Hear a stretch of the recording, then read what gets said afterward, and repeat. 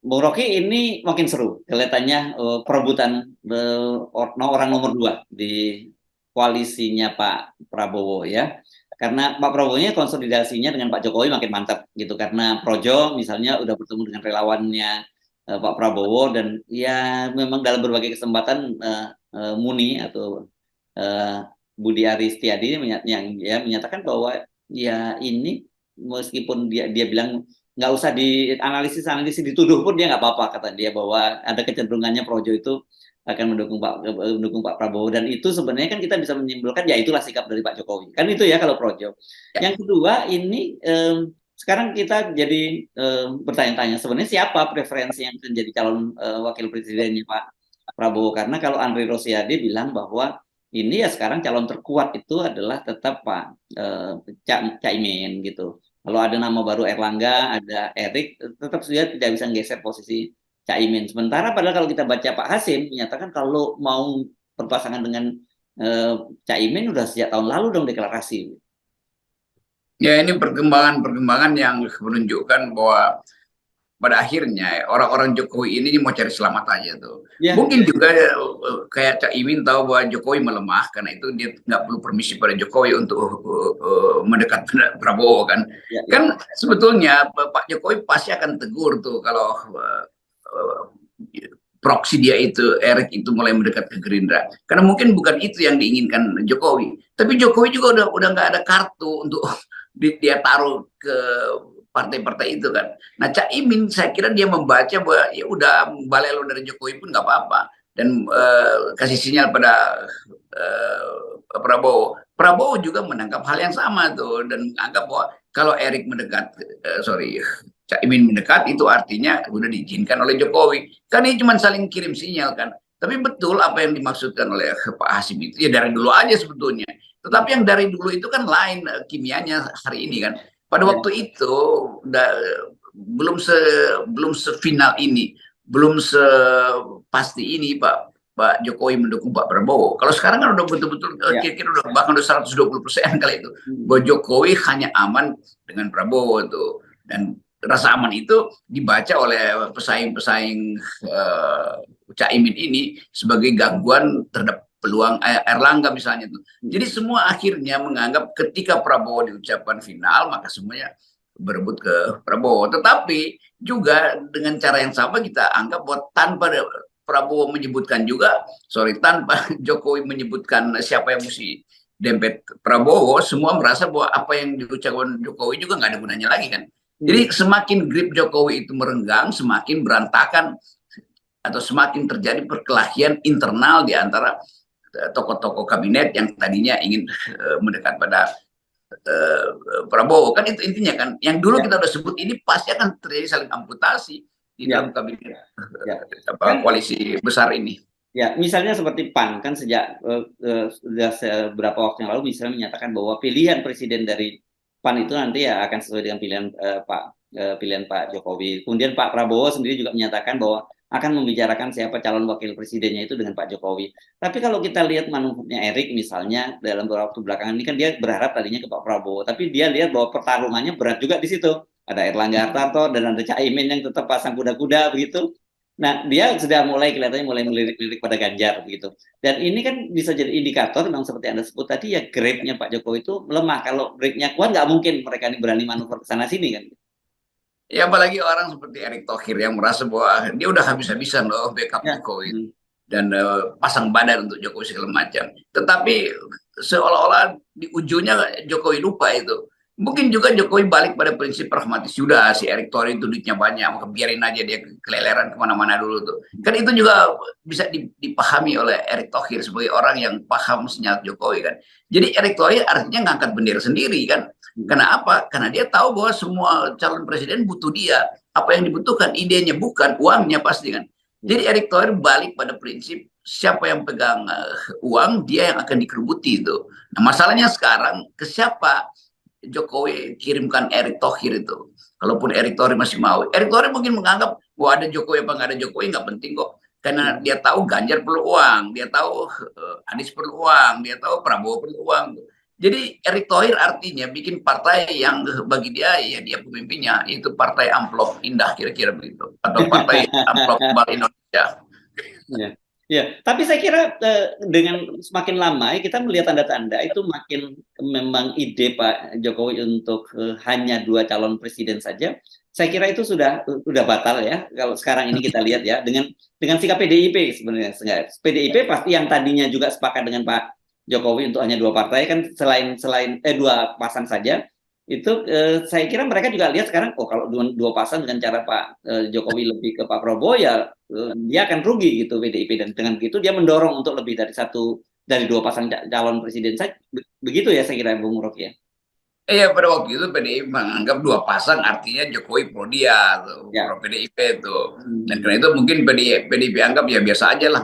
Kalau memang pro PDIP kenapa Ganjar nggak diserahkan aja di apa namanya di take over oleh atau hand over ke PDIP kan. Nah PDIP menganggap bahwa Jokowi nggak begitu lagi kedudukannya tuh. Kalau 2 pasang bisa PDIP yang dirugikan justru kan. Karena sinyalnya jelas bahwa Jokowi nggak mau berdamai dengan Ibu Mega karena problem-problem dalam keluarganya juga mungkin. Kan kita bayangin setiap kali makan malam tentu orang merasa loh kok ayah mereka itu ternyata cuma jadi petugas dari Ibu Mega kan. Diam-diam sebetulnya itu hidup di dalam keluarga Jokowi itu. Jadi kira-kira itu yang menyebabkan Pak Jokowi merasa udahlah nggak perlu lagi ke Ibu Mega tuh karena batinnya terganggu tuh. Jadi sempurnalah dukungan Jokowi pada Prabowo dan itu dalam kalkulasi PDIP kalau head to head Prabowo dengan Ganjar mau diatur oleh Jokowi supaya 2 partai seperti 2 pasang pasti merugikan PDIP kan. ya ya ya dan ini kelihatan sekali ya misalnya kalau putra bungsunya Kaisang itu kan memang sudah main-main terus dengan di luar PDIP. Gibran juga begitu ya, dia lebih bermain-main dengan Pak Prabowo. Sementara Bobi ini saya lihat juga mulai ribut dengan PDIP kan. Kita ramai setiap hari kita baca bagaimana Bobi tidak lagi hubungannya tidak mesra juga dengan PDIP. Jadi memang ini kelihatannya berantakan semua dan saya kira ini jadi bagus gitu loh. Seperti kita dorong ya. Bahkan kalau perlu muncul itu di antara misalnya nanti P3 dan PAN dan Golkar, kenapa nggak bikin faksi sendiri saja daripada ribut-ribut gitu dan di situ otomatis Erick Thohir pasti bisa jadi wakil presiden kan?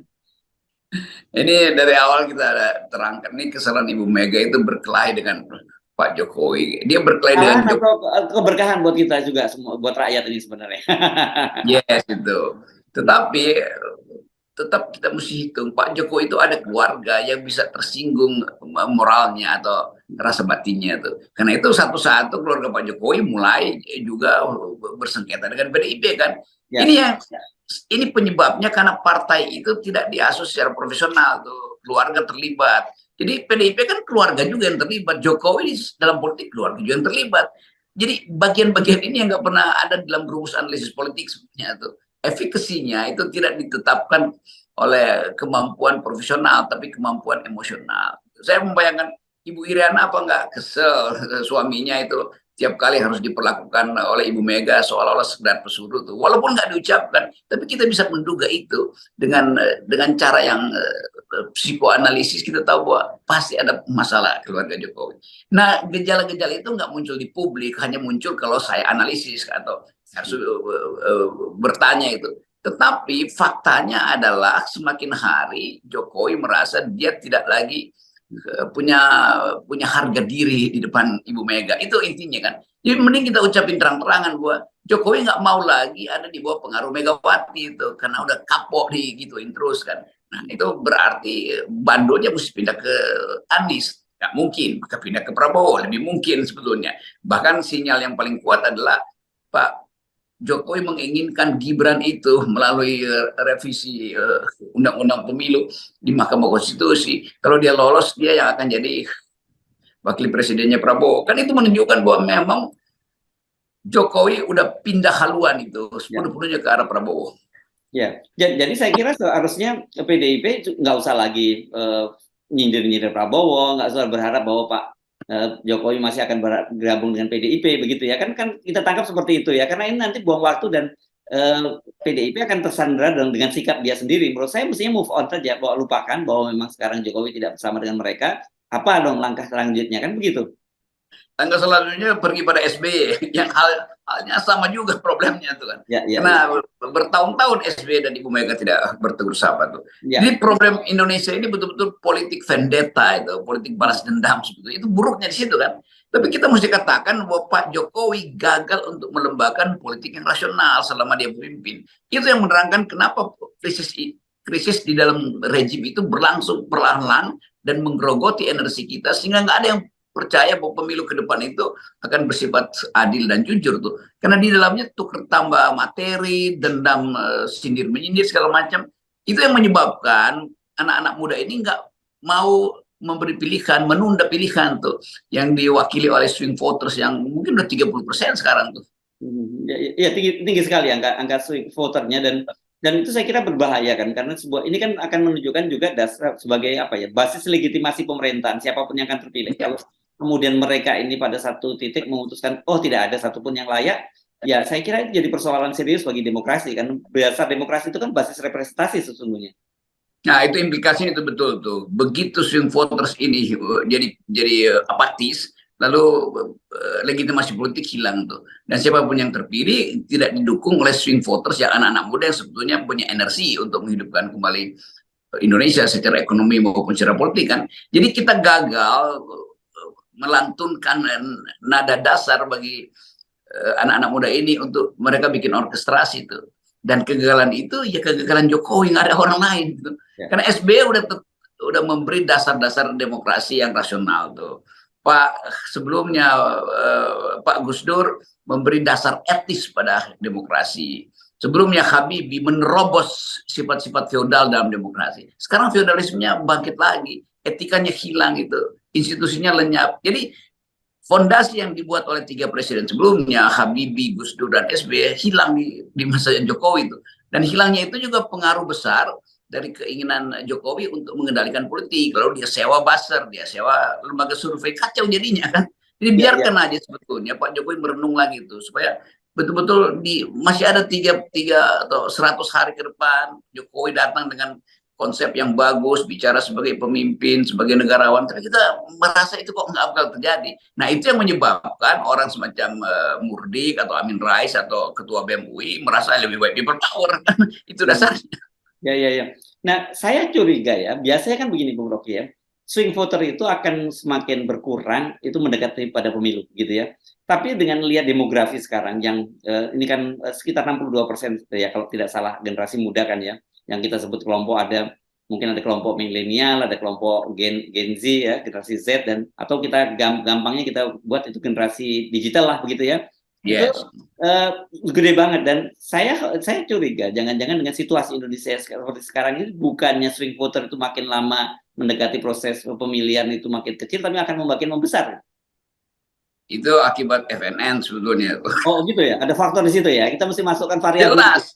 Karena mereka cari informasi alternatif, mereka mencari pikiran oposisi di mana itu, justru di FNN, ILC, tempatnya podcastnya Refli Harun segala macam kan. Jadi mereka paham bahwa ada yang nggak beres dalam pelembagaan politik, ada yang nggak beres dalam nilai-nilai demokrasi. Mereka tetap menunggu, karena bagi mereka politik itu adalah uraian telanjang tentang tempat mereka nanti di 2024. Sekarang semua anak-anak muda ini berpikir di 2024 mereka ada di mana di dalam persaingan elit yang berantakan ini kan. Jadi diam-diam mereka berkumpul di bawah bendera swing voters sebetulnya. Dan kita tahu bahwa swing voters itu adalah basis legitimasi yang kuat itu karena mereka adalah terdidik, mereka kelas menengah terdidik gitu. Dan mereka yang selalu bicara tentang etika lingkungan, tentang etika demokrasi kan, itu intinya. Jadi sederhana, membaca swing voters artinya membaca potensi mereka membatalkan legitimasi siapapun yang terpilih itu. Kenapa? Karena mereka lah yang memiliki alat untuk mengkampanyekan ide-ide besar dunia hari ini. Ya, dan saya kira ini mungkin patut kita menjelang akhir masa jabatan Pak Jokowi, kita akan pertanyakan pada Pak Jokowi, sebenarnya Pak Jokowi itu ingin seperti apa, ya, presiden seperti apa dikenang oleh generasi yang akan datang. Karena sejarah yang nanti akan menuliskan, jangan sekarang. Kalau sekarang orang semua mengelulukan Pak Jokowi. Ya itu sebetulnya panggilan hati kita sebagai orang yang datang dari tradisi berpikir tertib, berpikir rasional. Mau bertanya pada pemimpin hari ini, kenapa Anda gagal untuk menciptakan kebebasan, menciptakan harapan itu. Kita balik lagi pada doktrin yang dulu diucapkan oleh Jean-Jacques Rousseau. Satu waktu Jean-Jacques Rousseau ditanya oleh anak-anak muda ya di abad 18, apa yang menyebabkan Roma itu runtuh? Padahal Roma itu demokrasi yang dari awal dibayangkan akan hidup panjang. Kata Rousseau begini, kebebasan itu ibarat lambung, hanya bisa ibarat buah, dia bagus untuk pencernaan, tetapi hanya lambung yang sehat yang mampu mencerna buah yang bergizi itu. Nah, pertanyaan kita, lambung macam apa yang kita punya hari ini? Ini nggak ada apa-apa isi lambung kita tuh. Itu yang menyebabkan orang frustrasi itu, dan semua pelembagaan politik yang sudah dibikin tertata dan kita ingin bangun sejak reformasi berantakan karena isi lambung kita adalah racun korupsi. Yes, oke. Baik, terima kasih Bung Rocky. Oh iya, ini jadi apa ya? Kalau kita bisa simpulkan perbincangan kita semuanya itu tadi tetap saja muter-muternya kembali lagi yang ini pun meskipun tanpa kita sebut juga faktor Jokowi akan menjadi variabel utama juga, gitu ya. Yes, jadi kemampuan kita bikin refleksi itu yang diperlukan supaya kita bisa tuntun perlahan-lahan. Kalau terjadi krisis, ada panduan moral bagi publik. Yes, Dan oke, panduan baik. itu dimulai dari gagalnya 0%. Oke, terima kasih Bung Rocky. Yes.